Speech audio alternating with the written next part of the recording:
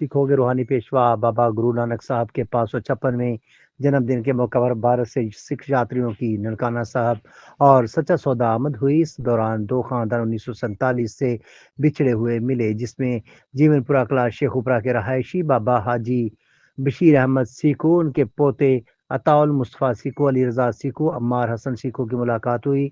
सिख यात्री सरदार शुरदा सिंह संधू गांव हिम्मतगढ़, जिला फतेहगढ़, इंडिया से तशरीफ लाए, जिनके वालिद 1947 में गांव जीवनपुरा कलां से इंडिया में आ गए थे। इस मौका पर हिकत अंगेज जज्बाती मनाजर देखने को मिले जब उन्होंने एक दूसरे को गले से लगा लिया।